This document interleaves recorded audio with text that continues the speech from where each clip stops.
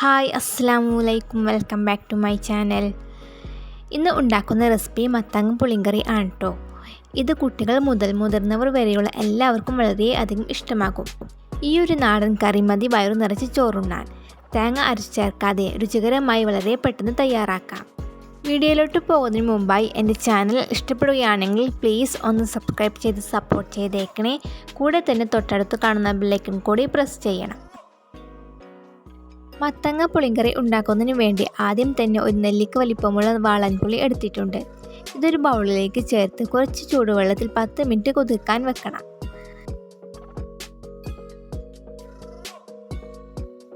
ഇനി ഇത് മൂടി വെച്ച് മാറ്റി വെക്കാം. പിന്നെ വേണ്ടത് മത്തങ്ങയാണ്.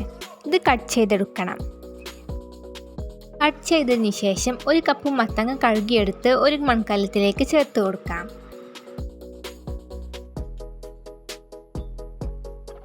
പിന്നെ ഇതിലേക്ക് വേണ്ടത് 1/4 ടീസ്പൂൺ അളവിൽ മഞ്ഞൾപ്പൊടിയും പാകത്തിന് ഉപ്പും പിന്നെ നേരത്തെ കുതിർത്തെടുത്ത പുളി അരിച്ചെടുത്തതോ 1/2 കപ്പ് വെള്ളവുമാണ്. ഇനി ഇത് മിക്സ് ചെയ്യാം.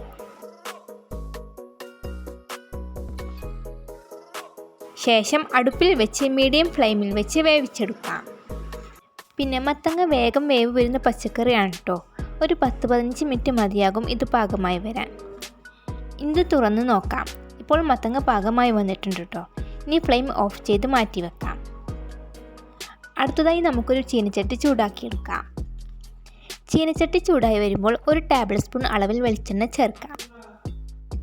ഇപ്പോൾ വെളിച്ചെണ്ണയും ചൂടായി വന്നിട്ടുണ്ട്. ഇനി ഇതിലേക്ക് അരിഞ്ഞു വെച്ച് 2 പച്ചമുളകും 5 ചുവന്നുള്ളിയും ചേർത്ത് വഴറ്റിയെടുക്കണം.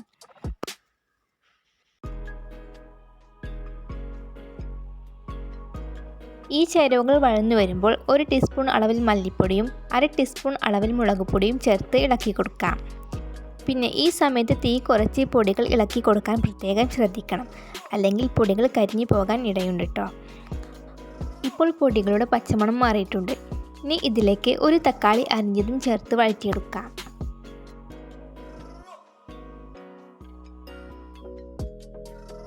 തക്കാളി ചേർത്തിളക്കിയതിന് ശേഷം 5 മിനിറ്റ് മൂടി വെച്ച് തക്കാളി വേവിച്ചെടുക്കാം.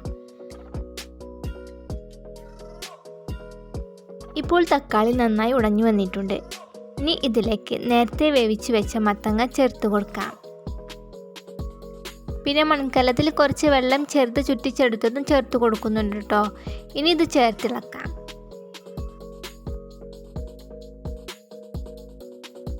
ഇനി ഇതിലേക്ക് 1 നുള്ളി ശർക്കര പൊടിച്ചതും ചേർത്തിളക്കി 10 മിനിറ്റ് മീഡിയം ഫ്ലെയിമിൽ വെച്ച് തിളപ്പിച്ചെടുക്കാം.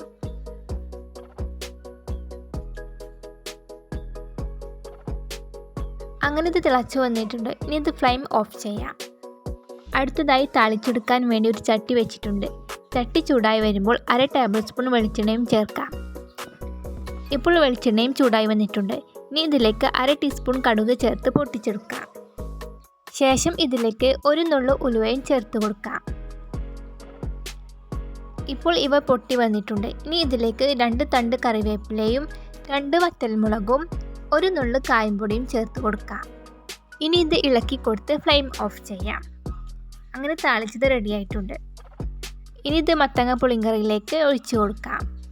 അങ്ങനെ വളരെ സ്വാദിഷ്ടമായി ഈ മത്തങ്ങ പുളിങ്കറി റെഡി ആയിട്ടുണ്ട്. ഈ പുളിങ്കറി ഒരു തവണ ഉണ്ടാക്കി കഴിച്ചാൽ പിന്നെ വീണ്ടും വീണ്ടും ഈ കറി തന്നെ ഉണ്ടാക്കുകയും ചെയ്യും. അത്രയ്ക്കും രുചികരമാണ്. എല്ലാവരും ഈ റെസിപ്പി ട്രൈ ചെയ്ത് നോക്കുക. എന്നിട്ട് നിങ്ങളുടെ അഭിപ്രായങ്ങൾ അറിയിക്കാനും മറക്കരുത്. പിന്നെ ഈ വീഡിയോ ലൈക്ക് ചെയ്യുക, ഷെയർ ചെയ്യുക. അപ്പോൾ ഇൻഷാ അല്ലാഹ് നല്ലൊരു റെസിപ്പിയുമായിട്ട് അടുത്ത ദിവസം കാണാം. Thanks for watching. ബൈ.